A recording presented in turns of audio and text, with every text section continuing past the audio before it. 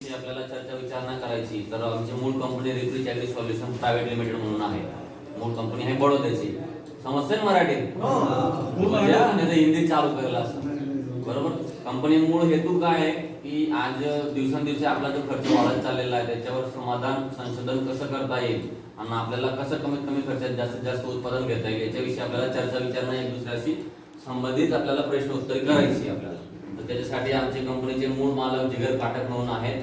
ती पुढची जी तुम्हाला इन्फॉर्मेशन पाहिजे असेल तुम्हाला काही छोट्या मोठ्या गोष्टींची ती सगळी आपण देवाणघेवाण करूया एक दुसऱ्याला. इथं कोणते कोणते पिकं होतात, काय खर्च होतात, कोणते खतं टाकले जातात, उत्पादन क्षमता कशी काय याविषयी आपल्याला चर्चा विचारणा करायची. त्या विषयावर आमचे जिगर पाठक सर जे आहेत आता ते तुम्हाला सांगतील. तर आपण काहीतरी तुम्हाला प्रश्न वाटले तर उत्तर विचारायचे. जर तुम्हाला मध्यंतरी जर काही वाटलं सरांनी जे प्रश्न केला आणि याचे समाधान शोधायचे तर तुम्ही उत्तर सांगू शकता किंवा प्रश्न पण विचारू शकता. बरोबर? ठीक है. नमस्कार. गुजराती में चालू करो तो चलेगा ना? नहीं गलत बात हुई ना. हिंदी में चलने वाला है. कोई बात नहीं. कुछ बोल गए भाई पता नहीं चला, थोड़ा बहुत अंदाज आ गया कि क्या बोलना चाहते हैं. मीटिंग करेंगे लेकिन बातें करेंगे. वैसे में ब्राह्मण बरोबर ना, तो ऐसा नहीं लगना चाहिए कि मैं कथा कर रहा हूँ और आप कथा सुन रहे हो. तो ये कथा सुनने में क्या होता है, सामने से कोई आवाज़ नहीं आती, उसको ऐसे ही करना रहता है. अगर आपको ऐसा बनाना है, ऐसा कुछ करना है कि भाई कथा जैसा हम कुछ कर ले, तो बाद में 2,000 रुपये दक्षिणा दे के जाना पड़ेगा. तो बोलना जरूरी है. जो नहीं बोलेगा उसका 2,000 रुपये दक्षिणा लगेगी. बरोबर है? चलेगा ना? बरोबर है. क्या लग रहा है आपको, खेती में बदलाव की जरूरत है या नहीं है? अब तक कितनी कंपनियों की ऐसी मीटिंग आपने की है जहाँ पे बैठा है आप बैठे हो सुने हो? कितनी मीटिंग ऐसी हुई है आपके जीवन में? एक भी नहीं. ऐसा नहीं हो सकता ना. जेल वालों की जो मीटिंग है नहीं, खेल पार्टी लगी लोगों की और वही सुनी. बराबर. देखो आज हम ऐसी बात करेंगे जो जरूरी है. पहली बात, समस्या का समाधान हम नहीं करेंगे. क्यों? क्योंकि आपकी उम्र देखो और मेरी उम्र देखो. खेती का तजुर्बा ज्यादा किसको है, आपको या मेरे को? आपको. प्रैक्टिकल आप करोगे. मेन चीज क्या है? प्रैक्टिकल. मतलब कि समस्या का समाधान तो आप जानते ही हो. अगर आप नहीं जानते तो आप दुकानदार के पास जाओगे, वो आपको समाधान दे देगा कि ये वाली समस्या है तो उसमें ये दवाई डाल दो तो उसका समाधान हो जाएगा. तो वो तो ऑलरेडी हो रहा है ना. लेकिन जरूरत किसकी है, समस्या के समाधान की या समस्या ही कम हो उसकी. बराबर ना. क्योंकि समस्या का समाधान पैसों से होता है और आजकल कितने पैसे लगते हैं आप सब लोगों को मालूम ही है कि आखिर में बचता क्या है. उसमें भी क्या कुदरती आफत आ गई तो बचने की तो दूर की बात है, जो है वो भी ले जाएगा. बराबर ना. तो आज हम बातें करेंगे कि समस्या कहाँ से आई और ये समस्या कम हो उसके लिए हमें क्या करना पड़ेगा. देखो सबसे पहली बात, यहाँ पे जो भी लोग बैठे हैं, जो भी किसान, ज्यादातर बड़ी उम्र के हैं. यंग कहाँ पे है, युवा पीढ़ी कहाँ पे है? क्यों? क्योंकि आप ही खुद ऐसा मानते हो और आप ही ऐसा चाहते हो कि खेती में कुछ नहीं रखा है. इससे अच्छा है बेटे को अच्छी शिक्षा दे और उसको कहीं और जगह पे नौकरी करवाए. बरोबर ना. ये गलत बात है. और वो भी वही चाहता है कि मुझे खेती नहीं करना है. क्यों? क्योंकि आज की जो जनरेशन है ना उसके सपने बहुत बड़े हो गए हैं.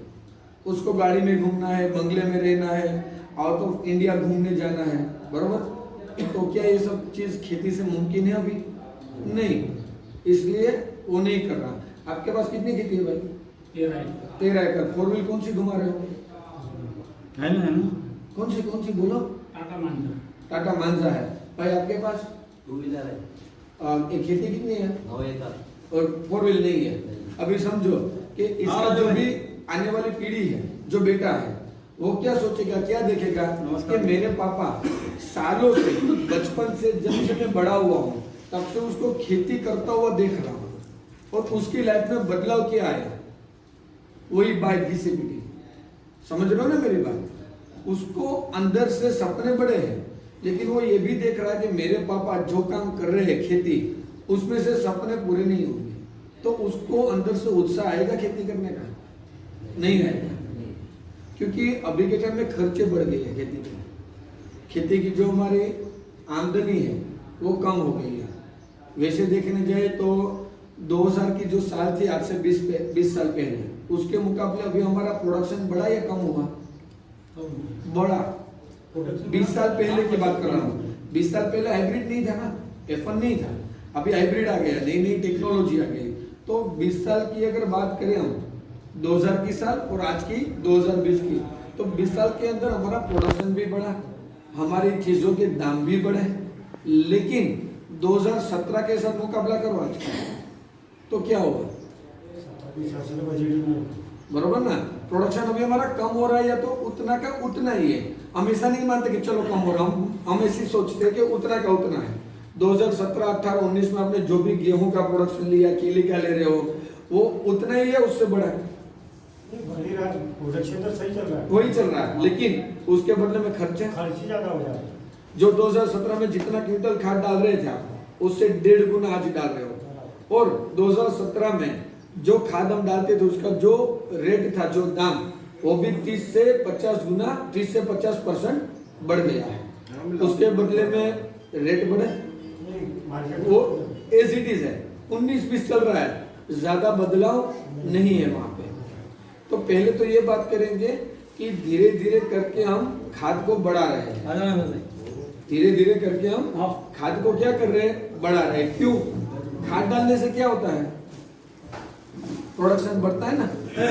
यही सब किसान सोचते हो ना कि खाद डालने से प्रोडक्शन बढ़ता है। एक छोटा सा मैं आपके सामने एग्जांपल रख रहा हूँ। आज से 10-15 साल पहले, आज से 10-15 साल पहले हम खाद कितना डालते थे आज के मुकाबले? तो आज अगर हम क्विंटल डाल रहे हैं तो उस टाइम हम 20 किलो डालते थे या तो 10 किलो। बरोबर है मेरी बात? 10 साल पहले कि गलत है?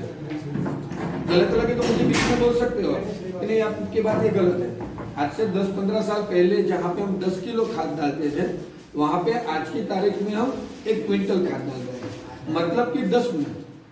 तो क्या 10 गुना प्रोडक्शन बढ़ा? तो आप तो बोल रहे हो ना खाद डालने से प्रोडक्शन बढ़ता है, तो बढ़ा तो नहीं। ये हमारी गलत सोच है। ये जो हमारी सोच है ना कि खाद डालने से प्रोडक्शन बढ़ता है, वो गलत है। वो दूसरा भी एक आपको मैं एग्जांपल देता हूँ। 2017-18 में जितना खाद डाला था उससे आज खाद हम ज्यादा डाल रहे हैं, बराबर है गलत है?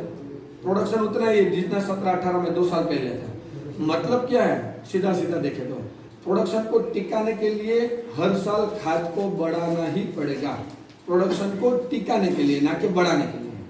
अभी जो आप हर साल खाद ज्यादा इस्तेमाल करने वाले हो, करते आए हो और करोगे, उससे हमारा प्रोडक्शन टिका रहेगा, ना तो बढ़ेगा ना तो कम होगा।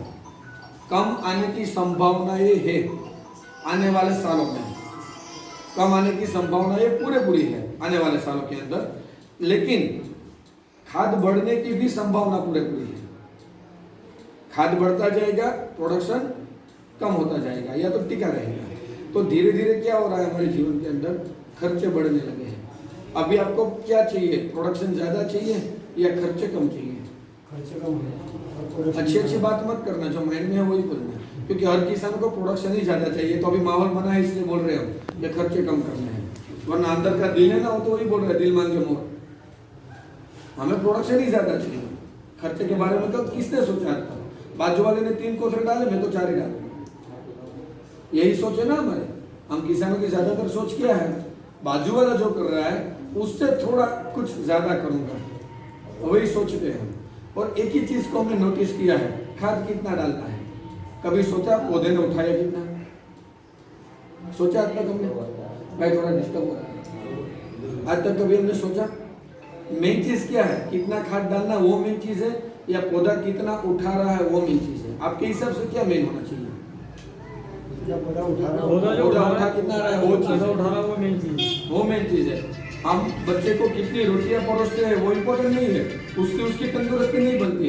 वो परोसी हुई रोटी में से वो खाता कितना है और उसमें से डाइजेस्ट मानी पचता कितना है, उसके ऊपर डिपेंड है वो बच्चे की तंदुरुस्ती। तो पौधा क्या है? बच्चा ही है ना।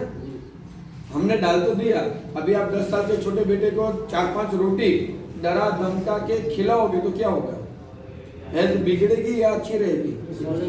अस्वस्थ हो जाएगा ना वो, क्योंकि पेट से बीमारी चालू हो जाएगी। तो अभी हम क्या कर रहे हैं जमीन के साथ? कितने आपके पापा क्या करते थे?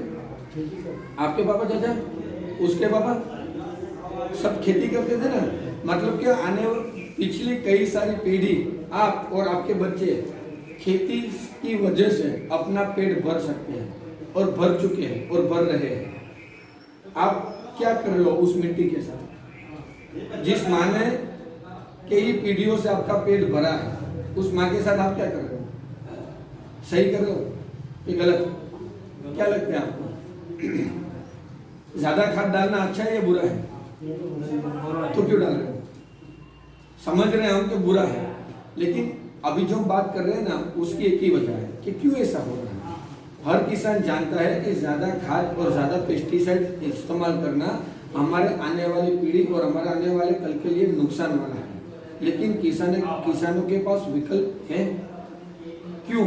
क्योंकि ये सब जानते हुए भी हम कर रहे हैं।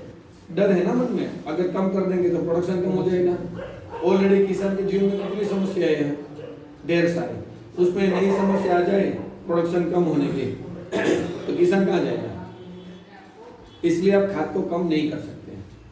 वरना इसमें से कौन सा ऐसा किसान है जो ये चीज नहीं जानता? बताओ मुझे। सब जानते हो ना भाई, आप ग्रीन शर्ट वाले, मैं आपको ही बोल रहा हूँ, जानते हो ना सब कि ज्यादा खाद इस्तेमाल करना, ज्यादा पेस्टिसाइड इस्तेमाल करना हमारे शरीर के लिए, प्रकृति के लिए, हमारी जमीन के लिए, आने वाली पीढ़ी के लिए, संसार के लिए नुकसान वाला है। ये चीज कौन नहीं जानता? और आप भी कहीं ना कहीं ये चीज को बंद करना चाहते भी हो, लेकिन विकल्प कौन सा है? क्योंकि डर लगता है अगर कम कर दिया या तो बंद कर दिया तो सीधा सीधा उसकी इफेक्ट असर कहाँ पे आएगी? प्रोडक्शन पे। तो वो तो चीज ऑलरेडी खर्चे इतने बढ़ गए। पहले क्या होता था, 30 रुपए के मुकाबले 100 रुपए कमाते थे, अभी कमाने लगे 150, 100 के मुकाबले, बरोबर ना? लेकिन पहले 30 के मुकाबले 100 रुपए कमाते थे, उसमें से 70 रुपए हमारे जेब में बचते थे। अभी 150 कमा रहे हैं, लेकिन खर्चा 100 रुपए का है। तो प्रोडक्शन बढ़ा, लेकिन हमारी जो आमदनी होती है, मुनाफा, वो कम हो गया। वहां के केस में 100 रुपए कमा रहे थे, लेकिन 70 रुपए जेब में बचते थे। यहाँ पे कमा रहे हैं 150, लेकिन जेब में कितने पड़े हैं? 50 रुपए। उसमें भी कोई कुदरती आफत आ गई तो 50 भी भूल जाना है, जेब से 50 और डालना है। सही है ना? तो ये चीज क्यों हुआ? देखो, पहले हम ज्यादा से ज्यादा एकड़ में 10-20 किलो खाद डालते थे। अभी जो भी हम खाद डालते हैं, चाहे वो पोटाश हो, चाहे वो फॉस्फोरस हो, जो भी कुछ हो, वो एक रॉ मटेरियल है। सीधा सीधा देखे तो वो आटा है। क्या है? आटा। आप क्या खाते हो, आटा या रोटी? रोटी खाते हैं ना, आटा नहीं खाते ना। तो आटे को रोटी में कन्वर्ट कौन करता है? आटे में से रोटी कौन बनाता है? घर का बावर्ची, वो कोई भी हो सकते हैं, बरोबर? माँ, बहन, बहू, बेटी, कोई भी, इसको बोलते हैं रसोईया। अगर वो घर में नहीं है और 2 साल का राशन पड़ा है, 2 साल का आपके घर में राशन पड़ा है, और जो पकाने वाली औरत है, जिसको हम बावर्ची बोलते हैं, वो घर में मौजूद नहीं है, रात को झगड़ा हुआ था, उसको मायके चले गए, ऐसा मानते थे, बरोबर? और आपको खाना पकाना आता नहीं है और घर पे तो बेटे भी है, तो क्या होगा? 2 चीज, एक तो वो चीज पड़ी पड़ी सड़ जाएगी, और दूसरा आपको पेट भरने के लिए बाहर जाना पड़ेगा। तो ऑलरेडी हमारी जमीन के अंदर सब कुछ है, लेकिन वो अवेलेबल नहीं हो रहा है, उस आटे की रोटी नहीं बन रही है, इसलिए हमें बाहर से पोटाश डालना पड़ता है, हमारे बच्चे मानी पौधे को भूखा ना रहे इसलिए। तो ये दोनों कहानी में कैरेक्टर मेन कौन सा था? वहां पे घर की बात हुई, वहां पे एक औरत की बात कर रहे थे, तो जमीन की औरत, जमीन के बावर्ची कौन है? जीवाणु, बैक्टीरिया। कौन है? बैक्टीरिया। उसका काम क्या है? आप जो भी चीज डालते हो उसको अवेलेबल फॉर्म में कन्वर्ट करना, मतलब कि आटे में से रोटी बनाना। आपने पोटाश डाला, पौधा आपने जो पोटाश डाला है ना, वो कभी नहीं खाता। अगर आप ऐसा मानते हो और ऐसा सोचते हो तो वो दिमाग से निकाल देना। वो रॉ मटेरियल है, वो आटा है, उसकी रोटी बननी चाहिए तो पौधा उठाएगा। रोटी बनाने वाले बैक्टीरिया कम है, नहीं है, ऐसा पॉसिबल नहीं है। अगर ना होता तो बीज में से पौधा बनता ही नहीं। बीज में से पौधा कौन बनाता है? प्रकृति। कौन बनाता है? प्रकृति ने क्या किया है? उसने अपनी सेनाएं भेजी है, ऊपर वाले ने उसकी सेना भेजी है, क्योंकि जो मिट्टी है, जो खेत है, जो जमीन है, वो प्रकृति है। कोई इंसान बना सकता है इसको? और प्रकृति ने वो सब चीज हमें दिया है, लेकिन हम क्या कर रहे हैं? प्रकृति को भूलने लगे धीरे धीरे, और प्रकृति के विरुद्ध का काम करने लगे हैं। मतलब कि रासायनिक खाद का ओवरडोज। अभी ओवरडोज से क्या हो रहा है, पहले हम 20 किलो डालते थे और पौधा 20 किलो खा लेता था क्योंकि बैक्टीरिया मौजूद थे, हम कम खाद डालते थे, हम प्रकृति, हमारे बाप दादा प्रकृति के साथ चलते थे, बरोबर ना। वो ज्यादातर गोबर खाद में बिलीव करते थे। अभी हम गोबर खाद मिला तो ठीक है, और मिला भी तो उसमें कच्चा वाला भी होगा, कंपोस्ट वाला तो नहीं होगा। तो कच्चा वाला गोबर खाद फायदे के साथ साथ नुकसान भी लेके आता है, सिर्फ फायदा नहीं है उसका, उसके साथ उसका नुकसान भी है। तो अभी धीरे धीरे क्या हो रहा है, पहले 20 किलो डालते थे, पौधा सीधा सीधा 20 किलो उठा लेता था क्योंकि बैक्टीरिया मौजूद थे, वो आटे को रोटी बना के पौधे को खिला देता था। लेकिन अभी जैसे जैसे गर्मी बढ़ी, कच्चा गोबर बढ़ा, साथ में ऊपर से भी गर्मी आई और बाकी रह गए थे हम, तो ज्यादा इस्तेमाल करने लगे खाद का। एक केले की सीजन में 1 साल के अंदर, और जहां तक मैंने स्टडी किया है, हम कम से कम 10 क्विंटल खाद डालते हैं। कितना, बरोबर है ना? डालते 10 से ज्यादा होगा, कम नहीं कम नहीं होगा, होगा। वो गारंटी के साथ बोलता है। क्यों? जब बेजल, जब केली लगाते हैं उसी टाइम पे 2 पोटाश, 2 DAP, 2 ये 2 वो, तो 3-4 क्विंटल तो बेजल में ही डाल देते हैं। बाकी के 11 महीनों में थोड़ी ऐसे ही रखते हैं। स्टम्प बनाना है तो स्टम्प बनाने के लिए फॉस्फोरस भी इतना डालते हैं, डालते नहीं डालते हैं? तो 10 क्विंटल तो मैं कम बोल रहा हूँ, हम बेजल में ही 3-4 क्विंटल डाल देते हैं। हम करीब करीब 15 क्विंटल तक पहुंच गए अभी, करीब करीब 15 क्विंटल आराम से। अभी सोचो 15 क्विंटल 1500 किलो, तो ये धीरे धीरे क्या कर रहा है, एक तो बैक्टीरिया कम हो गए हैं। आपने डाला 15 क्विंटल, लेकिन पूरे साल के अंदर पौधे ने खाया 2 क्विंटल, तो 13 क्विंटल ने क्या किया, पड़ा पड़ा वो केमिकल ब्लाइंडिंग कर रहा है। कड़क हो गई ना हमारी जमीन, वो ब्लाइंडिंग की वजह से जो थोड़े बहुत भी बैक्टीरिया मौजूद थे उसको भी हम भगा रहे हैं, उसको भी हम क्या कर रहे हैं, भगा रहे हैं। केचुए किसकी जमीन में है? केचुए, केचुए मतलब मालूम है ना? खाओ। जब मैं तीसरी कक्षा में था ना, तो कक्षा में लेसन आता था कि केचुए किसानों के मित्र है, आता था ना पढ़ाई में। तो वो मित्र है, वो मैंने पढ़ाई में ही आता था, प्रैक्टिकल लाइफ में तो बहुत कम देखने को मिलता है। आपको मालूम है एक केचुआ क्या काम करता है? एक तो 3 लेयर के केचुए होते हैं, एक नहीं होते, 3 लेयर के। वो प्लाविंग करते हैं। क्या करते हैं? पहला काम प्लाविंग। एक केचुआ पूरे साल के अंदर आपके ट्रैक्टर से अगर प्लाविंग करना चाहे तो 6.5 लीटर डीजल में ट्रैक्टर कितना चलेगा? आपको मालूम है ना? 6.5 लीटर में कितना प्लाविंग हो सकता है पूरे साल में? उतना काम एक केचुआ करता है। दूसरी बात, वो प्लाविंग तो चालू रखता है, खाता है निकालता है, खाता है निकालता है। जो खाने के बाद निकालता है ना, वो क्या है? ऑर्गेनिक खाद। तीसरा, उसकी खुराक मिट्टी के साथ क्या है? उसकी मेन खुराक तो मिट्टी है, लेकिन मिट्टी के साथ साथ ऐसे जीवाणु भी आ जाते हैं। अभी सबसे ज्यादा समस्या किसानों के लिए क्या है? जमीन की फंगल बढ़ गई ना। सबसे ज्यादा दिक्कत क्या आ रही है? जमीन के अंदर ही इतने रोग आ गए हैं, बाहर की तो बात की बात है, लेकिन अंदर के फंगल इतने बढ़ गए हैं। मोर्टालिटी का प्रॉब्लम आता है ना, केली खड़ी है, सूख रही है, गिर जाएगी। वो क्यों हुआ? उसके मूल से, रूट से। क्यों? क्योंकि वो जो फंगल है ना, उसको डैमेज कर रही है। तो जब फंगल पैदा होती है, वो अंडे से, मतलब कि पीसीस से पैदा होती है। तो जब केचुआ घूमता है, मिट्टी खाता है ना, तो वो अंडे भी खा लेता है। तो वहां से फंगल पैदा होगी? नहीं होगी। तो मेन चीज ये कहाँ चली गई है?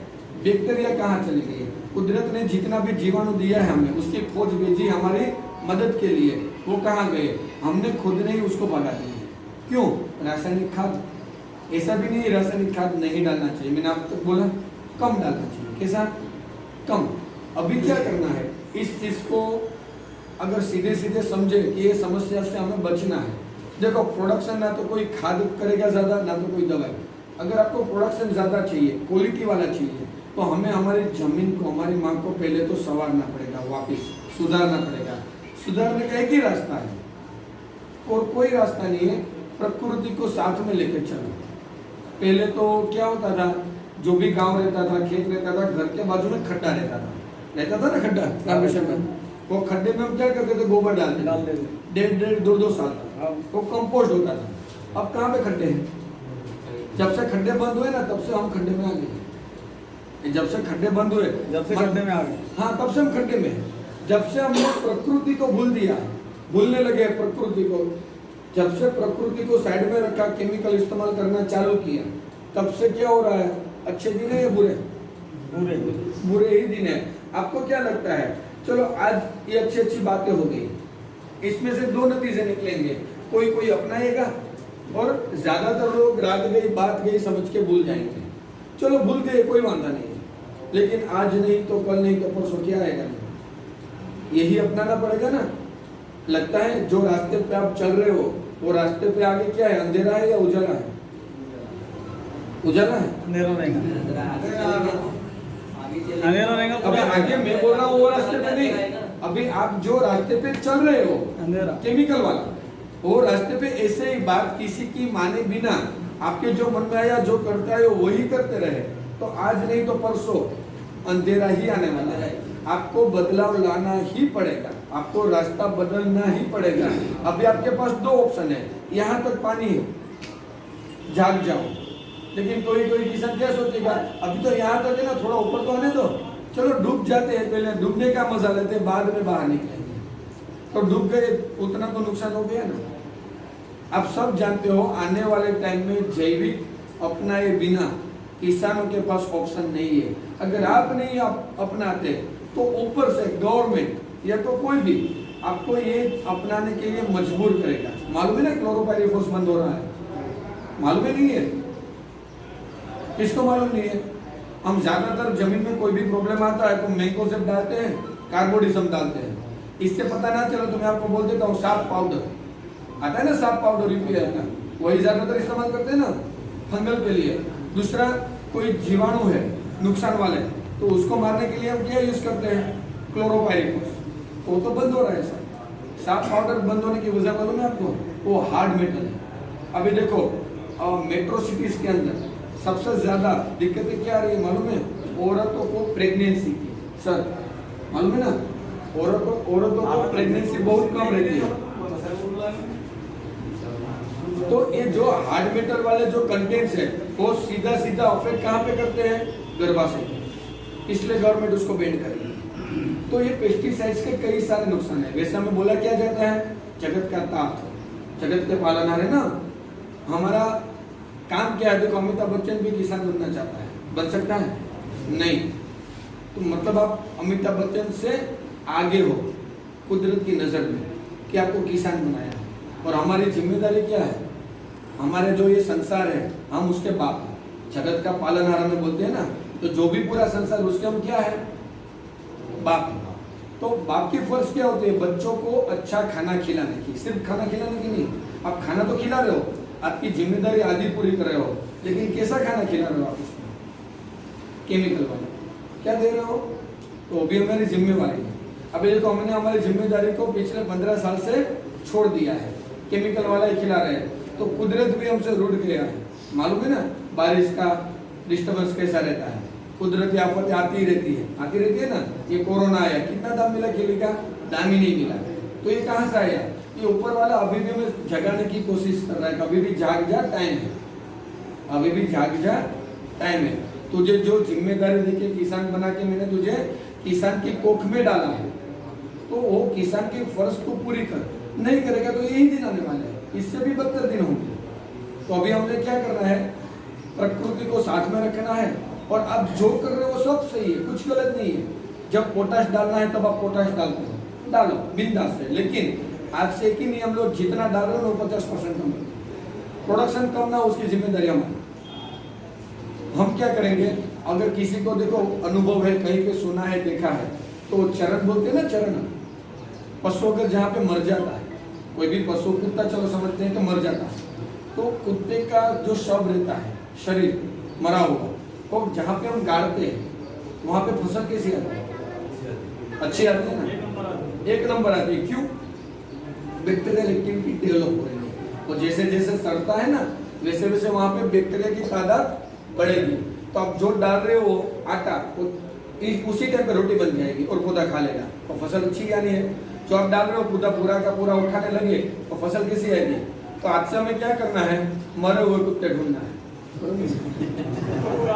है मुमकिन ये चीज? नहीं है ना। तो हमने क्या किया, हम हमारी प्रोडक्ट के अंदर ये सब इस्तेमाल करते हैं। हमारी प्रोडक्ट के अंदर यही चीज इस्तेमाल होती है। कसाई जो रहते हैं उसका जो पैसा है, जो काम है वो कर लेते हैं, उसके बाद उसका वेस्ट निकलता है ना, हड्डी बराबर, चरण, लहू, तो उसको डिसोल्व करके हम प्रोडक्ट का फॉर्मुलेशन डेवलप करते हैं। पहली बात, मार्केट में एक चीज अक्सर सुनने को मिलती है, ऑर्गेनिक इसलिए महंगा है ना। मुझे आज तक ये पता नहीं चला ऑर्गेनिक महंगा कब से हुआ, क्यों? क्योंकि ऑर्गेनिक का जो रॉ मटेरियल रहता है वो तो सीधा सीधा कुदरत ने दिया है, वो बनाने का खर्चा। देखो हम कई प्रोडक्ट ऐसी है जो धतूरे से बनाते हैं, जो धतूरे का फूल आता है ना, भगवान शिव को चढ़ता है, वो हल्दी हमारे आयुर्वेदा में बहुत बड़ा काम करती है, तो उससे हम प्रोडक्ट डेवलप करते हैं। तो ये धतूरा बनाने के लिए मुझे या मेरे पापा को क्या खर्चा आएगा? कुछ नहीं। तो महंगा होना चाहिए या सस्ता? तो हमने हमारे प्रोडक्ट को एकदम सस्ते रेट पे डाला है। क्यों? क्योंकि उसका प्रोडक्शन कॉस्ट एकदम कम है। कोई प्रोडक्ट ऐसी है, अगर आप जो भी खाद डाल रहे हो वो खाद को 50% आप कम कर दोगे तो आपका प्रोडक्शन बढ़ाने के लिए या तो टिकाने के लिए, प्रोडक्शन कम नहीं होगा, उसके लिए आपको क्या करना है, हमारी कंपनी की सिर्फ 2 प्रोडक्ट, एक आएगी 1 एकड़ के अंदर 240 की और एक आएगी 2 एकड़ के अंदर 265। ज्यादा महंगी है, कम, बहुत सस्ती है। उसके बदले आप 80% तक खाद इस्तेमाल कम कर सकते हो, प्रोडक्शन 1% भी कम नहीं होगा। लेकिन हमें डायरेक्टली पहली सीजन में 80% कम नहीं करना है। कितना परसेंट कम करना है? 50, दूसरी सीजन में 70, तीसरी सीजन में 90, चौथी सीजन में 0। आप ही सोचोगे, आप ही देखोगे, आप ही महसूस करोगे, खाद डालने की जरूरत नहीं है। अगर डालना है तो 10% कंटिन्यू रखो, अगर डालना है तो 10% कंटिन्यू रखो, लेकिन आज से नहीं, धीरे धीरे धीरे। बंद तो करना ही नहीं है, मुमकिन ही नहीं है बंद करना। 10% कंटिन्यू रखेंगे, लेकिन आप समझो 15 क्विंटल जहाँ पे आप खाद डालते हो, जो करीब करीब 1 एकड़ में 15,000 का आता है, 15 से 20,000 का, वो 20,000 के बदले 5,000 का खर्चा आपका रहेगा, 15,000 बचेगा। उसके सामने हमारी दवाई का खर्चा कितना बढ़ेगा? 500 रुपए का महीने का, तो 10 महीने का कितना? 5,000, बचे कितने? 15, डाला कितना ज्यादा? 5, फिर भी आपका प्रोडक्शन कॉस्ट डाउन आया। ये पहला फायदा, आपका खर्चा कम हुआ ना। दूसरा फायदा क्या? आपकी जमीन में धीरे धीरे बैक्टीरियल एक्टिविटी डेवलप हो जाती है, यानी कि बैक्टीरिया की तादाद बढ़ गई। अभी प्रोडक्शन बढ़ेगा या कम होगा? उसके साथ क्या होगा? आपकी क्वालिटी भी बनेगी। पहले केले खाते तो मस्त मीठे लगते थे, अभी कैसे? बस देखने के लिए अच्छे, खाने में फीका एकदम। क्यों?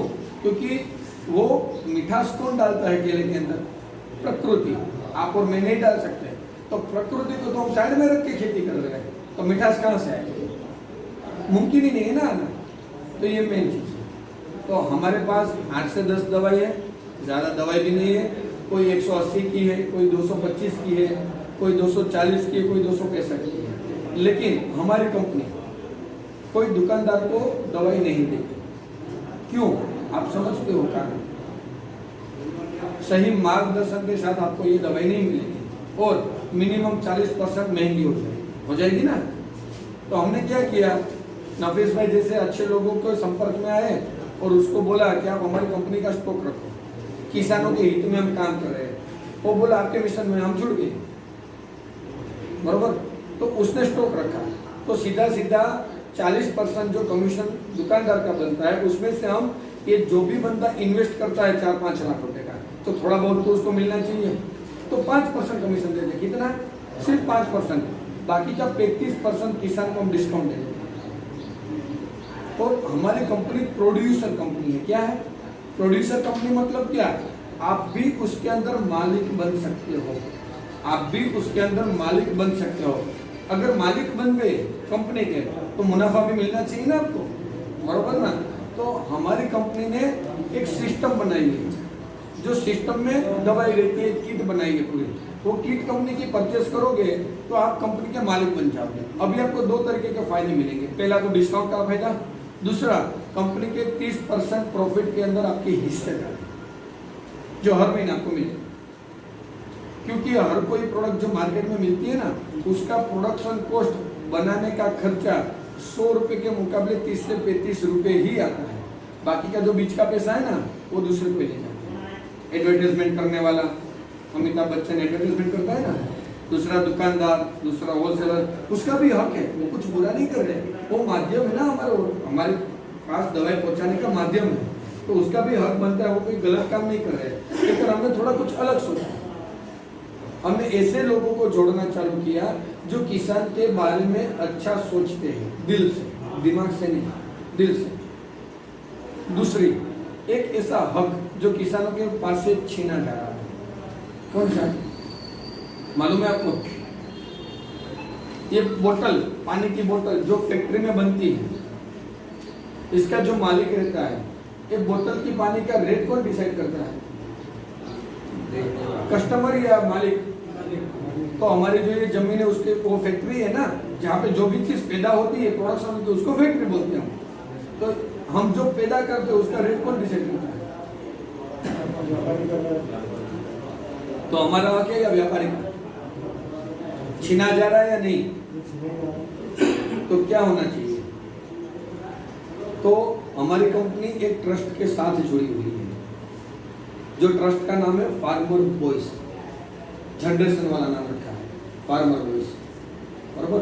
क्योंकि हम ज्यादातर, अभी आप तो पानखर वाले पान हो सकते, आज नहीं तो कल बिखरने वाले, तो हम ज्यादातर युवा पीढ़ी को किसान बनाने की कोशिश कर रहे हैं, हमारा ट्रस्ट। लेकिन ये जो रेट का मसला है उसको भी सुलझाने का प्रयास कर रहे हैं, लेकिन वो सुलझाने के लिए हमें आपका सहयोग चाहिए। अभी जो बात कर रहा हूँ, पहले जो बोल रहा था वो बात में आपको करना ही नहीं करना वो आपके ऊपर है, लेकिन अभी जो मैं बोलना चाहता हूँ उसमें आपका सहयोग चाहिए, क्योंकि वो मेरे अकेले से या तो मेरी टीम के अकेले से नहीं होगा, वो टीम में आपको भी जुड़ना पड़ेगा। गेहूं का रेट कितना मिलता है आपको? 1800, 1700,